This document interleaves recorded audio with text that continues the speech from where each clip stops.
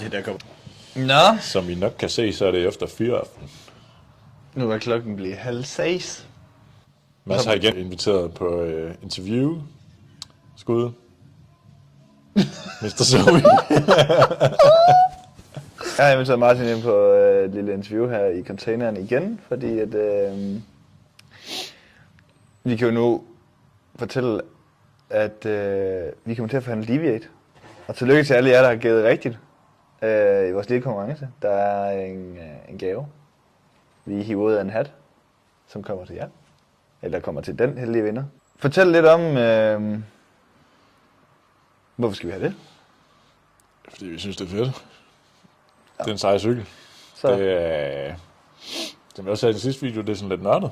Det er lidt lækkert med sådan højt idler. Et højt pivotal akselsystem. Det gør sgu egentlig bare fedt. De kører for det er ikke for sjovt, de kalder det der system for Magic Carpet. Ja, nu har vi jo alligevel fået lov til at teste dem nogle gange, og nogle dage og nogle ture, og er blevet enige om, at det skulle faktisk ret fedt. Det vil vi jo gerne begynde at forhandle af. Og, det vil vi gerne noget mere af. Det vil vi gerne noget mere af. Det skal vi bare bede om. Prisen kan I finde nede i... Vi laver et link til vores hjemmeside, i vores linktree. I kan også gå ind på vores story, der er også et link, til, som I kan trykke ind på, og så kommer I ind på priser og build kits, og hvilke dæmper der er mulighed for at få fat i, hvilke farver. Og leveringstid. Leveringstider forhåbentlig, ja. De kommer ud med nogle ret fede ting til næste år. Ja, det er jo et sådan relativt nyt mærke. Også, og det er ved at vokse ret meget, så vi har... Ja. Der er nogle fede ting i 25, der er en ny cykel, der er nye farver. Ja, der er en masse fede ting. Nye kits. Nye kits. Kom med noget lækker affjedring. Men vi har som sagt fået lov til at teste lidt mere, og blive enige om, det er noget, vi skal blive ved med at have. Det kommer til at være på lager i butikken. Man kommer til at kunne teste det også.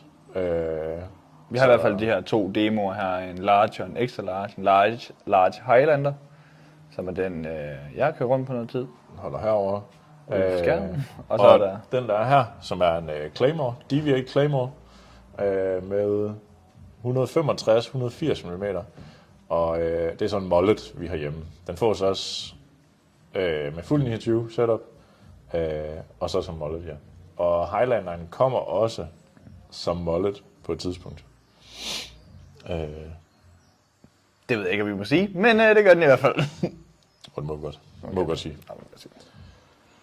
Men lige nu er den kun 29, så det kan man i hvert fald komme ud og prøve.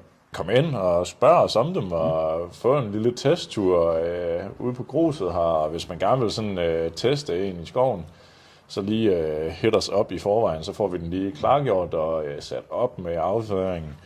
Lige lidt vejledning på. Det koster et eller andet, hvis man bare vil demo en cykel, men hvis man så ender med at ville købe en, så får man selvfølgelig det i rabat. Hvordan synes du, den lever sådan op til det her high pivot, sådan lidt mere flydende afføring, der er sådan meget... Det kan vi jo tale om i den næste video. Skal vi tage den næste video? Synes du? Så følg med. Kommer lige lidt mere info. Ciao for nu. Ciao. Ikke helt. Der er Torkald. Den krydser ikke vejen. God weekend. Jeg synes, vi skal lægge det op på en tirsdag. Jeg synes, vi skal lægge det op på en tirsdag.